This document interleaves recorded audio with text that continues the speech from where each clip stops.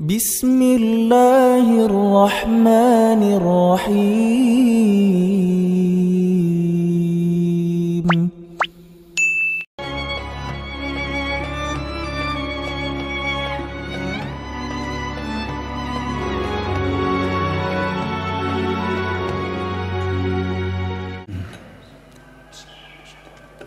Bismillahirrahmanirrahim. Assalamualaikum warahmatullahi wabarakatuh. Alhamdulillahilladzi ahyana ba'dama amatana wa ilaihin nusyur. Allazi anzala as-sakinata fi qulubil mu'minin. Asyhadu an la ilaha illallah wahdahu la syarikalah wa asyhadu anna Muhammadan abduhu wa rasulullah nabiyya wa la rasula ba'da. Qala Allah ta'ala bil kitabil karim, a'udzu billahi minasyaitonir rajim. Bismillahirrahmanirrahim. Ya ayyuhalladzina amanu ittaqullaha haqqa tuqatih wa la tamutunna illa wa antum muslimun. Wa qala aidan faminan nasi may yaqulu rabbana atina fid dunya wa ma lahu fil akhirati min khalaq wa minhum man yaqulu rabbana atina fid dunya hasanah wa fil akhirati hasanah wa qina azabannar. Shadaqallahul azim. Hadirin sidang jamaah subuh yang insyaallah dimuliakan Allah, puji dan syukur senantiasa kita panjatkan kehadirat Allah, Tuhan yang menggenggam jiwa manusia pada saat mati dan tidurnya, melepaskan sebagian sampai batas waktu yang kita tidak tahu kapan, di mana dan bagaimana caranya. Tuhan yang menurunkan ketenangan jiwa kepada kaum yang mukmin. Salawat dan taslim kita haturkan kepada Nabiullah Muhammad sallallahu alaihi wasallam, Nabi yang insya Allah ketika kita berusaha memaksimalkan mengikuti sunnahnya, insya Allah kita berpeluang besar untuk mendapatkan ridha dan kasih sayang Allah, dan mendapatkan peluang besar untuk diampuni dosa-dosa kita. Qul in kuntum tuhibbunallah fattabi'uni yuhibbukumullah wa yaghfir lakum dzunubakum. Sampaikan Muhammad kepada hambaku, barang siapa yang mengharapkan ridha, cinta dan kasih sayangku dan berpeluang aku akan ampuni dosa-dosanya, ikutilah sunnah Rasul. Apa yang kita tadi praktekkan, alhamdulillah kita melaksanakan salat subuh secara berjamaah setiap hari Jumat. Itu saya ikuti pengajiannya Guru Tak Ki Haji Farid Wadi di Al-Markas. Selalu dibuka itu, sebelum dia buka pengajian selalu memberikan motivasi kita bagaimana mulianya salat subuh. Seandainya katanya tidak bisa kita salat jamaah di masjid 5 waktu, pilihlah satu waktu, dan waktu yang paling mulia adalah waktu salat subuh. Mungkin sering kita dengar salat sunnahnya saja sudah lebih mulia daripada dunia dan isinya. Tetapi ya begitulah logika manusia, terkadang sudah ditawarkan kita pahala, tetapi masih kita mendapatkan tantangan, karena memang di dalam diri kita ada fujurha wa taqwaha. Kita berjuang terus, hidup ini adalah perjuangan. Mari kita berjuang bagaimana memenangkan takwa. Hadirin sidang jamaah subuh yang insya Allah dimuliakan Allah, pada pertemuan kali ini kita akan membahas bagaimana kebahagiaan sebagai satu harapan universal. Hidup bahagia ini adalah harapan universal bagi semua umat manusia, apapun agamanya, apapun suku dan bangsanya. Ketika ditanya itu, apakah bapak mau hidup, bapak ibu mau hidup bahagia, mau hidup tenang, pasti jawabannya iya. Tidak ada yang akan hidup sengsara. Yang membedakan mungkin adalah indikator-indikator kebahagiaan dan ruang lingkup kebahagiaan, dimensi dan sudut pandang kebahagiaan. Bagi kita umat Islam, dimensinya dunia dan akhirat. Makanya doa kita itu, kita minta dua-duanya itu. Rabbana atina fid dunya hasanah wa fil akhirati hasanah wa qina azabannar. Tetapi memang ada juga kelompok yang hanya minta dunia. Faminan nasi may yaqulu rabbana atina fid dunya wa ma lahu fil akhirati min khalaq. Ini surah Al-Baqarah 200. Jadi rupanya memang ada kelompok dia hanya minta, kasih saya kebahagiaan dunia ya Allah. Mungkin ini kelompok ini mungkin ragu dengan akhirat, tidak yakin sepenuhnya bahwa ada kehidupan setelah dunia ini, sehingga itulah yang dia minta, cukup dunia ya Allah. Dan pasti akan diberikan. Dia diberikan nanti dengan usahanya, ya, karena Allah itu melihat juga siapapun yang berikhtiar, berusaha keras, itu pasti akan diberikan hasil dari usahanya. Sehingga kita umat Islam, hakikatnya kebahagiaan itu ketika kita mampu menata hidup kita bahagia di 3 tempat.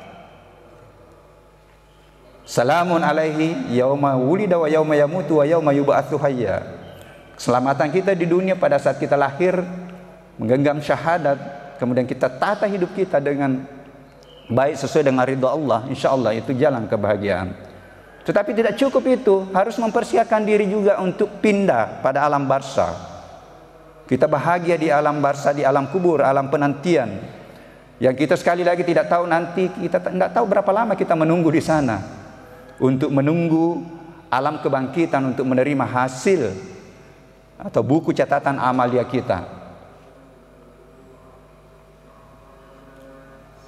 Kebahagiaan berkaitan dengan perasaan dan pikiran. Jadi ketika kita berbicara kebahagiaan pasti terkait dengan ini. Bagaimana pikiran kita, bagaimana perasaan kita. Secara batinia, kebahagiaan berkaitan dengan ketenangan jiwa dan kesucian jiwa. Disinilah saya mudah-mudahan tidak keliru bahwa segala proses, apakah itu sifatnya ibadah ritual, sebenarnya adalah proses pensucian jiwa.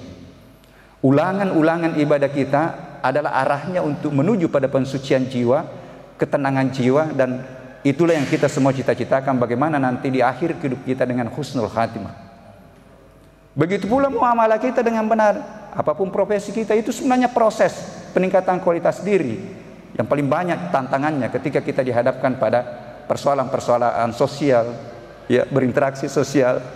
Saya tambah lagi sekarang bagaimana menghadapi juga berinteraksi dengan alam. Jadi 3 dimiliki orang baru bisa menduduki kemuliaan hakiki sebenarnya. Bagaimana hubungan baiknya dengan Allah, bagaimana hubungan baiknya dengan kemanusiaan, dan bagaimana hubungan baiknya dengan alam. Nah, menurut Kamus Besar Bahasa Indonesia, kebahagiaan adalah suatu keadaan pikiran atau perasaan kesenangan, ketentraman hidup secara lahir dan batin.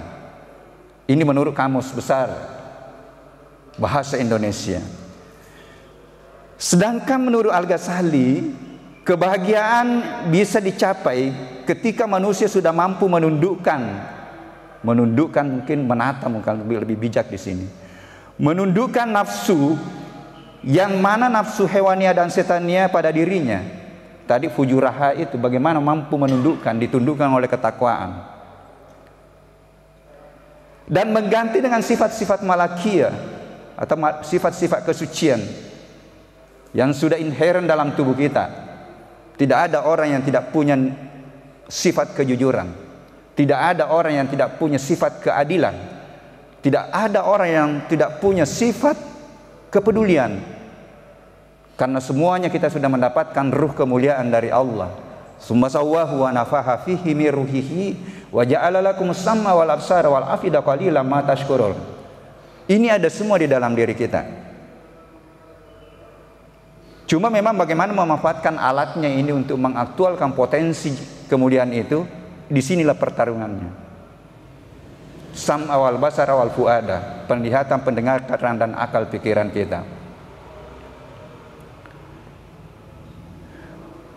Menurut Al-Ghazali, orang yang memiliki bahagia tertinggi adalah manusia yang telah terbuka hijabnya terhadap Allah, sehingga ia merasa dirinya terkontrol oleh Allah dimanapun dan kapanpun. Hijab bisa terbuka ketika kita mempraktekkan sifat-sifat mulia Allah di dalam kehidupan. Makin banyak sifat-sifat mulia Allah yang kita aktualkan di dalam kehidupan, insya Allah makin dekatlah kita. Dia yang cerdas, dia yang jujur, dia yang peduli, dia yang adil. Hidup ini adalah pilihan. Mau kiri mau kanan, itu sudah ada semua informasinya dalam Al-Quran, dan sudah banyak sekali dicontohkan oleh Rasulullah. Tinggal bagaimana kita memperjuang atau berjuang untuk mempraktekkan di dalam kehidupan. Ini saja yang sederhana, salat awal waktu. Ini saja dulu. Sehingga kita coba bagaimana dari beberapa pandangan ini tentang kebahagiaan. Kita coba bagaimana melihatnya dari perspektif spiritual ilahiyah. Kalau saya katakan spiritual ilahiyah, itu referensinya adalah Al-Quran. Yang pertama adalah secara spiritual ilahiyah, kebahagiaan adalah pemberian Allah. Jadi hampir semua ilmu juga itu sebenarnya diberikan. Sehingga kata kuncinya di sini, rahasianya di sini. Kalau mau diberikan, dekatilah yang akan memberikan. Perbaiki pendekatan.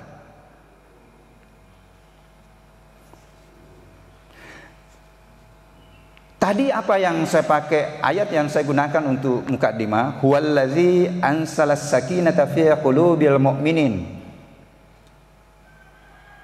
liyasdadu imanam ma'a imanihim. Ini luar biasa ini.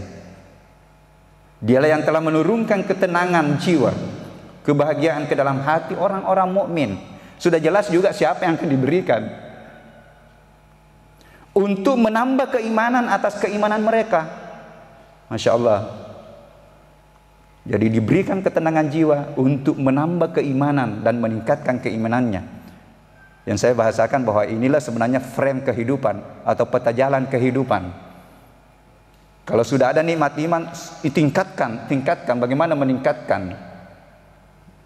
Bagaimana meningkatkan? Belajar. Karena bisa hadir dari ilmu yakin menghasilkan hakul yakin. Nah setelah itu nanti gunakanlah itu sebagai dasar untuk beramal baik. Jadi amalan-amalan yang dilandasi dengan hakul yakin, iman yang kuat, itulah amal saleh, dan itulah sebenarnya pada hakikinya itulah ketakwaan. Yang kedua, di ayat lain juga orang-orang yang beriman dan beramal saleh, bagi mereka kebahagiaan dan tempat kembali yang baik. Ini sudah ada semua informasinya dalam Al-Quran.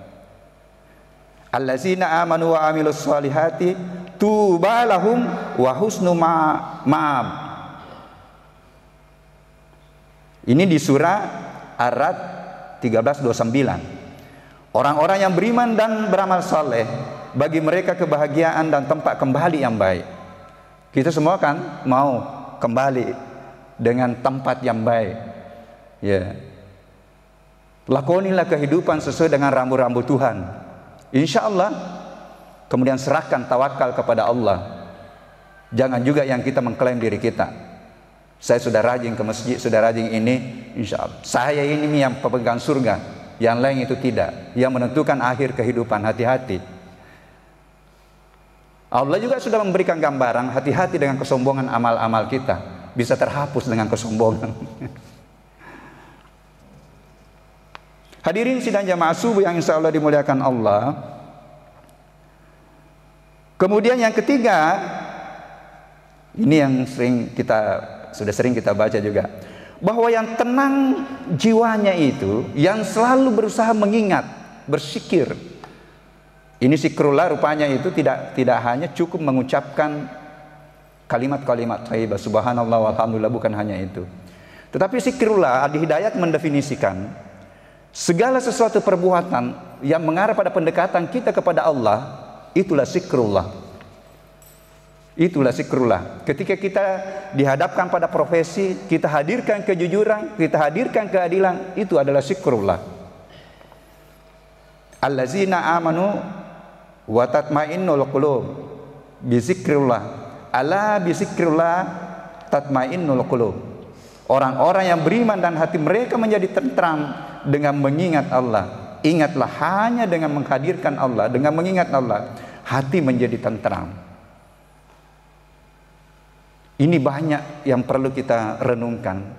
Saya katakan begini, kita dianjurkan segala aktivitas kita dimulai dengan bismillah, menghadirkan Allah, keberkahan, mengatasnamakan Allah. Tetapi saya bilang tolong direnungkan.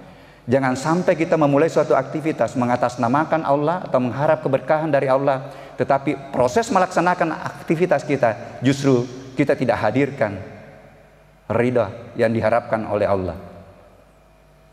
Kita bismillah melakukan suatu aktivitas, tetapi setelah proses aktivitas itu kita lalai dari kejujuran, kita lalai dari kepedulian, kita lalai dari keadilan. Berarti sebenarnya proses itu, ya, di awal proses untuk mengharapkan keberkahan dan mengatasnamakan Allah tidak hadir pada proses. Kemudian harapkanlah tujuan untuk mendapatkan ridha. Ini saya coba bagaimana masuk dalam segala aspek. Dalam aspek manajemen, saya silakan dengan spiritual management. Mulai dari menata tujuan organisasi, itu sudah harus memang kita menentukan tujuan, bukan hanya tujuan fisik, tujuan kuantitatif bagaimana, tetapi bagaimana tujuan manajemen itu mengantar kita untuk mendapatkan ridha Allah. Karena kalau sudah tujuannya sudah ditetapkan untuk menuju kepada ridha Allah, nanti strateginya insya Allah selalu kita diingatkan. Hei, melanggar itu, hei, menganiaya itu orang, ketika tidak transparansi misalnya di dalam melaksanakan aktivitasnya, hati-hati. Anda sudah tetapkan tujuannya untuk merebut ridho. Bagaimana mau merebut ridho kalau di dalam proses melaksanakan aktivitas itu lalai dari apa yang diharapkan oleh Allah. Hadirin sidang jamaah subuh yang insya Allah dimuliakan Allah. Nah, kebahagiaan tercapai ketika harapan, pikiran, materi yang kita harapkan itu terwujud. Bahkan mungkin terhindar kita pada suatu peristiwa yang mencelakakan diri. Nah, ketika tadi terkait dengan pikiran dan rasa, itu pasti berkaitan dengan kerja otak dan kerja kalbu. Inilah yang membedakan kita barat, hanya mengandalkan kerja otaknya, tetapi mengabaikan kerja kalbu. Sehingga ilmu pengetahuan pun didefinisikan, ilmu adalah hasil dari eksplorasi pikiran. Saya mencoba menyuarakan hasil dari gabungan eksplorasi pikiran dan rasa. Jadi bagaimana mengasah otak, mengasah kalbu. Subhanallah, Allahu Akbar, ditemukan sekarang bahwa di kalbu itu memang berpikir, dan di kalbu itulah pemahaman hadir. Ditemukan ada 20.000 sambungan saraf di kalbu. Dulu yang dianggap bahwa hanya di otak lah ada sambungan saraf yang miliaran itu. Ini luar biasa potensi Tuhan. Ya, kalau kita ada yang dengar materinya Aisyah, Dr. Aisyah Dahlan dia katakan begini, berdasarkan penelitian, satu sambungan saraf dari 1 miliar itu kalau tersambung satu, itu sama canggihnya dengan komputer canggih pada masanya. Itu baru satu sambungan, miliaran sambungan. Tetapi perlu memang dipahami, ketika dia sudah tersambung, rupanya sudah tidak bisa putus. Makanya harus diikuti dengan misalnya kalau misalnya sambungan-sambungan dengan kata-kata yang negatif harus ditutupi dengan kata-kata positif. Karena sambungan kalau sudah tersambung itu sudah, saya bilang inilah maknanya pertaubatan misalnya. Inilah maknanya bagaimana kita istighfar. Ketika kita berbuat kesalahan, astagfirullah, astagfirullah, karena itu menyambung sambungan baru, menutupi sambungan lama. Ya, kita caci maki orang, itu tersambung itu. Makanya ini sangat berbahaya. Ini baru semua kita dapatkan dalam pembinaan anak. Satu kali saja kita katakan, awas, jangan langsung tersambung, langsung menurunkan motivasi dirinya itu anak kita. Saya terkadang hanya istighfar, karena baru saya dari setelah belajar, ya Allah, memang ada kekeliruan saya di dalam pembinaan anak. Kita terkadang hanya menyalahkan anak, kenapa begitu perilakunya, padahal kita sebenarnya bentuk. sambungan-sambungan neuronnya yang kita bentuk mulai dari kecil. Bahkan ketemu semua sekarang, orang tua kita mengatakan didiklah anakmu di dalam rahim. Ini sudah ketemu. Ini fenomena atau yang baru-baru ini terjadi. Saya merenung dengan wali kota Bogor itu. Sudah sholat sunnah, siap mau baca khutbah, jatuh, sudah itu. Mulai dari sini dia sudah perdengarkan Al-Quran. Karena pada hakikatnya satu sel itu sudah mendengar. Stem cell, sel pertemuan sperma dengan ovum itu sudah mendengar itu. Dia sudah merekam. Ini ceritanya sudah mendengar tapi belum punya telinga. Karena nanti umur sekitar 4 bulan itu baru terbentuk, sudah mulai telinga. Dia sudah mendengar tapi belum memiliki telinga. Dia merekam. Ini luar biasa. Hadirin sidang jamaah subuh yang insya Allah dimuliakan Allah. Nah sekarang bagaimana kebahagiaan dilihat dari perspektif sains psikologi. Jadi saya mudah-mudahan saya konsisten. Kalau saya ceramah, saya lihat dari pandangan spiritualnya dan pandangan sainsnya. Karena ini salah satu misi saya, berdiri di mimbar. Bagaimana kembali menghadirkan kemuliaan ilmu. Betapa tidak dikotominya ilmu sebelum abad ke-14. Sehingga orang-orang hebat hadir dengan inspirasinya dari Al-Quran. Kita sekarang dipisahkan dan sudah berapa tahun? 500 tahun kita terjajah dengan ilmu yang memisahkan ruh ilmu pengetahuan. Nah, secara psikologi ini Schleckman ini mendefinisikan kebahagiaan sebagai keadaan psikologis yang positif, di mana seseorang memiliki emosi positif berupa kepuasan hidup, pikiran, dan perasaan positif akan kehidupan yang dijalaninya. Jadi integrasi antara pikiran dan perasaan. Nah, ini mendekati ini integrasi ini. Karena ketika kita berbicara perasaan nanti pasti menyentuh kalbu, ya. Mohon maaf, kalbu itu sekarang sudah hampir disepakati bahwa yang dimasuk kalbu itu adalah jantung. Selalu kita katakan hati sebenarnya liver. Jadi betul itu, barang siapa, ya, bahwa pada dirimu itu ada segumpal daging. Ketika itu baiklah seluruh aktivitas, baik aktivitas fisik sebenarnya ditentukan oleh jantung. Tapi kalau ini bermasalah, semua itu proses, ya, organ-organ lain itu bermasalah. Makanya pelihara jantung. Bagaimana memelihara? Saya merenung lagi sekarang. Kayaknya denyutan jantung itu, saya prediksi itu adalah zikrullah. Ini suatu saat mungkin ada yang, kan yang keluar itu sebenarnya hanya gelombang.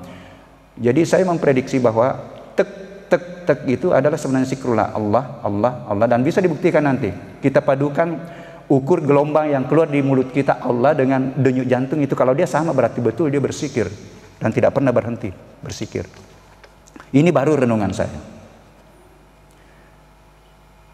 Hadirin sidang jamaah subuh yang insya Allah dimuliakan Allah. Ketenangan jiwa berkaitan dengan fungsi metabolisme tubuh, peranan enzim-enzim dan hormonal dan gelombang virtual otak dan jantung di tingkat organ, serta reaksi-reaksi di tingkat seluler. Mohon maaf, ini makanya sekarang mulai dikaji itu bagaimana kecerdasan di tingkat sel, bagaimana kesehatan di tingkat seluler. Coba misalnya penyakit yang mengganggu organ menjadi kanker, itu sebenarnya itu diawali dengan ketidakpatuhan salah satu sel untuk berkembang tidak sesuai dengan perintahnya. Tapi itu dia berkembang tidak sesuai dengan perintah itu karena perilaku kita. Jadi boleh jadi karena perilaku makan, boleh jadi karena selalu marah, boleh jadi karena selalu kita menganiaya orang lain. Itu akhirnya muncul dan dia berkembang tidak sesuai dengan, lahirlah tonjolan-tonjolan dalam tubuh. Ini sementara dipelajari. Sehingga pernah saya dapat itu bahwa sebenarnya itu hanya berasal dari pola hidup. Dan terkadang kalau sudah sampai pada stadium-stadium tinggi itu ya sudah. Dan disinilah juga biasa Allah menghadirkan kemahakuasaannya. Ketika secara logika rasional dari kedokteran mengatakan sudah tidak bisa karena sudah stadium sekian, banyak yang terbukti. Justru dengan pendekatan-pendekatan zikir hilang seketika yang dikatakan tidak bisa lagi sembuh. Ada anaknya mantan anggota ketua DPR di Majene, kuliah di Yayen, diklaim kanker otak. sudah stadium tinggi. Sampai dia sudah pergi ke tanah suci minta doakan anaknya. Setelah itu dia kembali, dia pasrah karena sudah dia pasrahkan. Bahkan dia panggil anaknya, insya Allah nak, kehidupan di sana juga sama aja kita kehidupan di sini, persiapkan diri. Tapi Allahu Akbar, subhanallah, dia baca Al-Quran, hilang itu kanker, mengecil. Sampai sekarang dia sudah sembuh. Jadi saya katakan begini, ini hal-hal begini yang tidak mau diterima oleh Barat, suatu saat nanti akan dipaksakan diterima. Jadi yang dikatakan alternatif sekarang boleh jadi yang itu menjadi pokok ke depan. Kesadaran orang sekarang dengan sehat, dengan pendekatan-pendekatan zikrullah, dengan pendekatan-pendekatan alamiah, itu sudah mulai tumbuh. Kenapa? Karena kita sudah sadar dengan pendekatan kimia kayaknya bukan solusi yang tepat. Seorang Jepang menyampaikan begini, pendekatan kesehatan dengan akan melawan kehidupan lain. Dia contohkan misalnya vaksinasi. Itu bukan jalan yang tepat. Karena virus adalah bagian dari kehidupan misalnya. Dia katakan begitu. Seluruh yang dihadirkan Allah adalah bagian dari sistem kehidupan. Jadi pendekatan katanya yang akan menggugurkan kehidupan lain. Ini orang Jepang yang katakan ini, bukan orang Islam. Bukanlah pendekatan yang bijak. Dan dokter di 2 negara. Dokter gastro ya, ahli penyakit lambung dari 2 negara, di Amerika dan Jepang. Dia katakan begitu. Akhirnya dia pendekatannya, dia karanglah buku keajaiban enzim, dan dia salah satu dia resepkan kalau mau sehat berpuasalah. Tapi tambahin namanya puasa sinya. Setelah puasa sinya, karena Hiroshima sinya namanya itu. Setelah saya baca buku itu, Masya Allah, ini pola makannya Rasulullah dia bukukan. Di situ semua diatur, berhenti sebelum kenyang, kemudian makanlah pada saat lapar, mengunyah minimal 30 kali. Saya bilang semuanya ini yang diungkap di sini. Nah inilah tantangan kita. Jangan-jangan kita hanya mensucikan Al-Quran tetapi disimpan. Kita membanggakan Rasulullah tetapi kita tidak membaca praktek-praktek kehidupannya untuk kita coba terapkan dalam kehidupan. Ini luar biasa. Nah hadirin sidang jamaah subuh yang insya Allah dimuliakan Allah. Nah secara fungsi metabolisme yang terkaitan dengan pembentukan hormon, ditemukanlah ada 4 hormon kebahagiaan yang mengantar kita bisa tenang, yang bisa mengantar kita bisa bahagia. Yang pertama ada namanya hormon bahagia, memang hormon dopamin. Ini dikenal dengan hormon perasaan baik. Itu akan memicu nanti kerja hati kita, kerja jantung kita. Jadi saya merenung luar biasa. Betul ini, kalau kita bisa tata semua itu juga nanti akan mempengaruhi kenormalan jantung. Ya. Kemudian ada serotonin. Hormon ini ya berfungsi juga sebagai neurotransmitter, membantu mengatur suasana hati serta tidur kita. Kalau ada orang terganggu tidurnya, sebenarnya serotoninnya itu yang bermasalah. Nafsu makan, pencernaan, kemampuan belajar dan memori. Ya. Tapi memori ini dipengaruhi juga umur. Saya mudah sekali lagi lupa sekarang. Ya. Ya. Kemudian yang ketiga adalah ada namanya oksitosin, sering disebut hormon cinta. Ikatan orang tua dengan anak ini diatur oleh oksitosin. Hormon ini juga dapat membantu meningkatkan kepercayaan kita kepada orang lain, empati kita.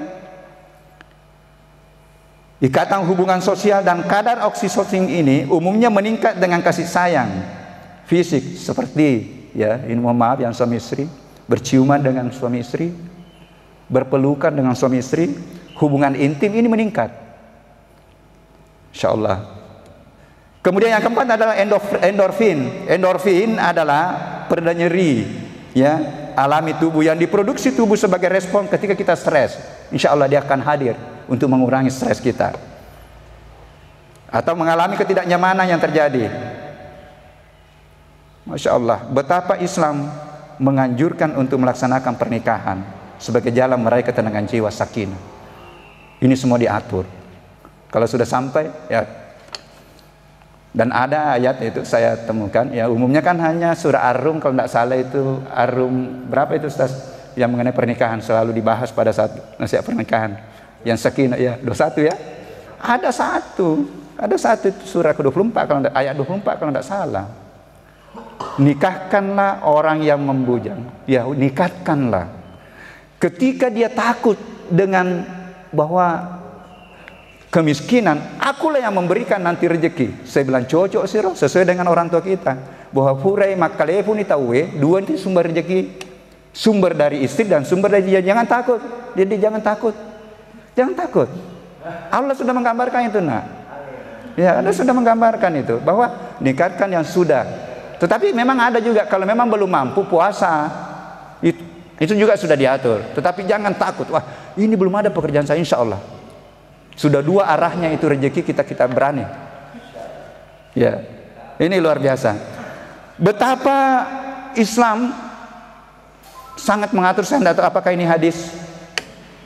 Dan tolong nanti koreksi diri kita, bapak-bapak. Seandainya di atas unta suami meminta pelayanan dari istri, layanilah.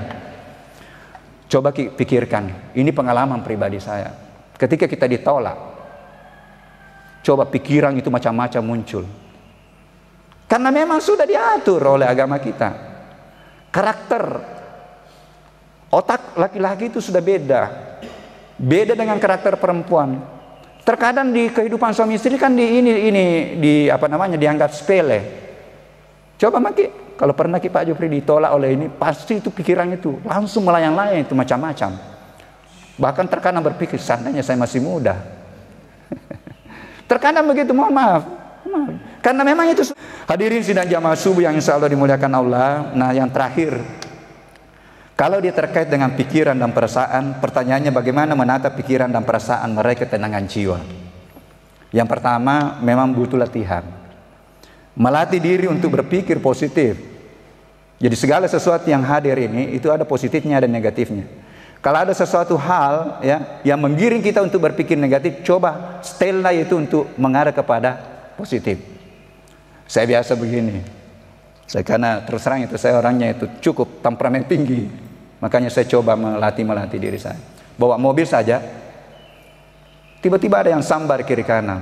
Langsung kan biasa terkadang emosi. Langsung balik, oh ini mudah-mudahan mungkin ada yang lebih penting daripada kita. Mungkin ada misalnya ada keluarganya di rumah sakit atau ini. Balik ke situ insya Allah, lahirlah positif. Tetapi terkadang kita tidak langsung berteriak, padahal biar diteriaki itu kan tidak dengar. Akhirnya kan kembali ke kita saja yang rugi. Tetapi ini memang butuh, ya. Bagaimana umat Islam tidak ada cara lain untuk bagaimana selalu melatih diri berpikir positif, keyakinan dan keimanan terhadap keberadaan Allah dalam mengatur segala aspek kehidupan. Ketika mendapatkan suasana-suasana yang tidak menyenangkan, hadirkan bahwa ini dihadirkan Allah untuk menguji aku untuk meningkatkan kualitas diri saya. Kemudian yang kedua, pikiran dan perasaan positif akan membangunlah prasangka positif. Ini juga menarik. Allah menyampaikan, hambaku, aku berada pada prasangka hambaku. Saya terus terang setelah saya belajar, inilah yang paling berat kami coba latih diri saya. Bahkan bahayanya kalau terkadang prasangka negatif terhadap Allah itu hadir di dalam pikiran. Makanya latih dengan puasa, tetapi Al-Ghazali membagi tingkatan puasa itu menjadi 3. Bukan yang pertama yang paling awam itu menahan makan dan minum dan hubungan seks. Yang kedua puasa panca indera. Rupanya tingkat 3 itu puasakan latih pikiran dan perasaan. Ya, karena memang ini sangat, kalau itu yang menata pikiran kita nanti sulit kita untuk bersikap sesuai dengan rambu-rambu Allah. Ya. Pikiran dan prasangka negatif itu akan menghadirkan kegelisahan, kedengkian malah, iri hati dalam interaksi sosial, bahkan prasangka negatif terhadap Tuhan yang saya sampaikan tadi. Yang ketiga, ketenangan jiwa akan tercermin dalam sikap dan perilaku, dalam menyikapi kehidupan, menghadirkan kesabaran dan kesyukuran. Jadi 2 sifat inilah sifat mulia yang perlu dilatih diri kita. Tapi Allah memang menyampaikan, qalilan ma tashkurun, hanya sedikit yang bersyukur. Tapi saya kasih motivasi kepada jemaah, tidak apa-apalah, Allah menyampaikan hanya sedikit yang bersyukur, tetapi kita masuk pada golongan yang sedikit itu. Pegang itu.